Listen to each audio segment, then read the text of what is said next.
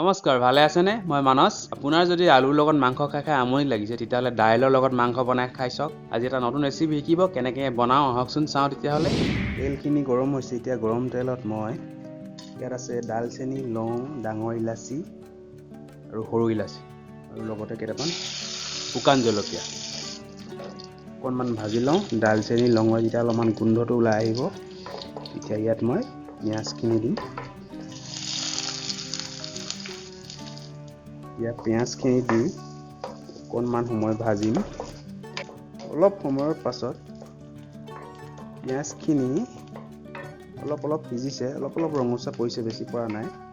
এতিয়া ইয়াত আদা নহৰু পিচি থৈছিলোঁ সেইখিনি দিম। আদা নহৰু পিচিলে সদায় নহৰু অলপমান বেছিকৈ দিব, মানে 40% আদা যদি দিয়ে 60% নহৰু দিব। ঠিক আছে, আদা বেছিকৈ নিদিব। এইখিনি অকণমান ভাজি লওঁ। গেছৰ ফ্লেমটো অলপমান কম কৰি দিম। তাৰপাছত এতিয়া ইয়াত মই মছলাসমূহ দিব লাগিব। গেছৰ জুইকুৰা যদি কম কৰি নথয় মছলা জ্বলি যাব, তেতিয়া খাবলৈ একেবাৰে বেয়া লাগিব। ঠিক আছে, সেইকাৰণে মছলা দিলে সদায় গেছৰ জুইকুৰা কমাই থ'ব বা জুইত বনালেও কমাই ল'ব। এতিয়া অলপমান জলকীয়া গুড়া, অকণমান ধনিয়া গুড়া, অকণমান জিৰা, হালধি সোৱাদ অনুসৰি, নিমখ সোৱাদ অনুসৰি, হালধি সোৱাদ অনুসৰি নহয়। ঠিক আছে, নিমখ দিলোঁ। এতিয়া গোটেইখিনি মিক্স কৰি অকণমান সময় ভাজি ল'ম, মানে মছলাখিনি ধুনীয়াকৈ ভাজ খাই সিজি যাওক।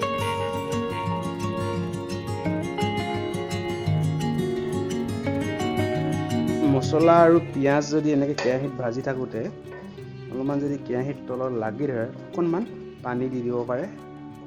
অকণমান পানী দি দিওঁ, অলপ লাগি ধৰা নিচিনা লাগিছে। মিক্সি জাৰটোত থকা আদা নহৰু পিছা পানীখিনি দি দিছোঁ।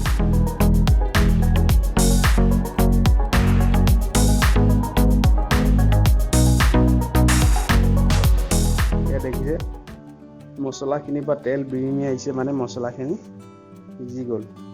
এতিয়া ইয়াত মই মাংসখিনি দিব পাৰোঁ। গোটেইখিনি এতিয়া মছলাখিনিৰ লগত ভালকৈ মিক্স কৰিম। ভালকৈ মিক্স হৈ গ'ল। এতিয়া ঢাকনখন মাৰি এইখিনি অলপ সময় সিজিবলৈ দিম। অকণমান সময়ৰ পাছত মাংসখিনিৰ পৰা দেখিছে তেল বিৰিঙি আহিছে, ধুনীয়া হৈছে দেখিবলৈ একেবাৰে, মানে মাংসখিনি আধা সিজি গৈছে। মাংসখিনিৰ পানীও অলপ ওলাইছে। এতিয়া ইয়াত মই দাইলখিনি দিম। মাংসখিনি যেতিয়া সিজি যাব, আধা সিজি যাব, তেতিয়া দাইলখিনি দিব।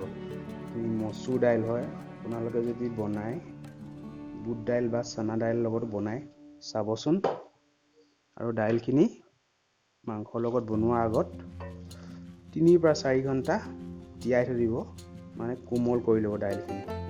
গোটেইখিনি মিক্স হৈ গৈছে। এতিয়া ইয়াত পানী দিম। বাছ, পানী ইমানখিনি দি ঢাকনখন মাৰি গেছৰ ফ্লেম বঢ়াই উতলিব দিব লাগে। 5 মিনিটমান উতলিব দিয়াৰ পাছত পানীখিনি শুকাই গ'ল, দাইলখিনিও ধুনীয়াকৈ সিজি গ'ল আৰু মাংসখিনি দেখিছে ধুনীয়াকৈ সিজি গৈছে। আৰু মাজে মাজে অৱশ্যে লৰাই আছিলোঁ। তো ৰেচিপিটো আজিলৈ মোৰ ইমানেই। ভিডিঅ'টো চাই কেনেকুৱা লাগিলে? যদি ভাল লাগিলে লাইক, কমেণ্ট আৰু শ্বেয়াৰ কৰিবলৈ নাপাহৰিব। এনেকুৱা ধৰণৰ পৰম্পৰাগত অসমীয়া খাদ্যসমূহ চাই থাকিবলৈ মোৰ চেনেলটো ছাবস্ক্ৰাইব কৰি দিব। সন্ধিয়া 6 বজাত এদিন ভিডিঅ' আপলোড কৰোঁ। তেতিয়াহ'লে চাই থাকিব দুৰণীয়া টিভি। Bye bye.